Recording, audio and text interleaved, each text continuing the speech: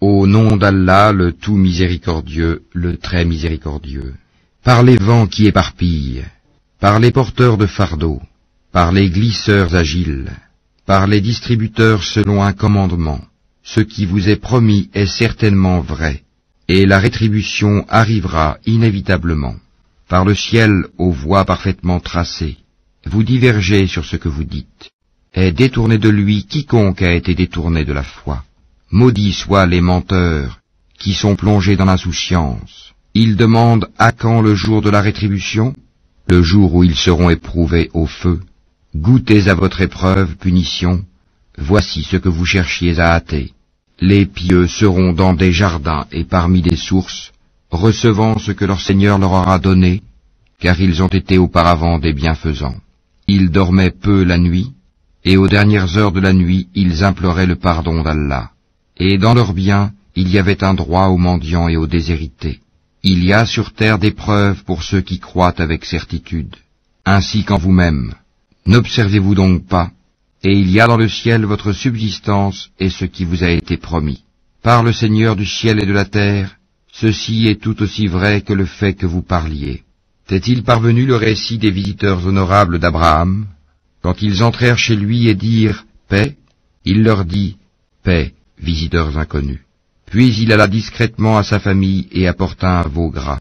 Ensuite il l'approcha d'eux. « Ne mangez-vous pas, dit-il. » Il ressentit alors de la peur vis-à-vis d'eux. Ils dirent « N'aie pas peur », et ils lui annoncèrent la naissance d'un garçon plein de savoir. Alors sa femme s'avança en criant, se frappa le visage et dit « Une vieille femme stérile ?» Ils dirent « Ainsi a dit ton Seigneur, c'est lui vraiment le sage, l'omniscient. » Alors Abraham dit « Quelle est donc votre mission, ô envoyé ?» Ils dirent « Nous avons été envoyés vers des gens criminels pour lancer sur eux des pierres de glaise, marquées auprès de ton Seigneur à l'intention des outranciers. Nous en fîmes sortir alors ce qu'il y avait comme croyants, mais nous n'y trouvâmes qu'une seule maison de gens soumis, et nous y laissâmes un signe pour ceux qui redoutent le douloureux châtiment. Il y a même un signe en Moïse quand nous l'envoyâmes, avec une preuve évidente vers Pharaon. Mais celui-ci se détourna confiant en sa puissance et dit « C'est un magicien ou un possédé ». Nous le saisîmes ainsi que ses troupes, puis le jetâmes dans les flots pour son comportement blâmable. De même pour les Hades, quand nous envoyâmes contre eux le vent dévastateur, n'épargnant rien sur son passage sans le réduire en poussière. De même pour les Tamoud, quand il leur fut dit « Jouissez jusqu'à un certain temps ». Ils défièrent le commandement de leur Seigneur, la foudre les saisit alors qu'ils regardaient. Ils ne purent ni se mettre debout ni être secourus. De même pour le peuple de Noé auparavant, ils étaient des gens pervers. Le ciel, nous l'avons construit par notre puissance, et nous l'étendons constamment dans l'immensité. Et la terre, nous l'avons étendue, et de quelle excellente façon nous l'avons nivelée. Et de toutes choses, nous avons créé 2 éléments de couple. Peut-être vous rappellerez-vous. Fuyez donc vers Allah.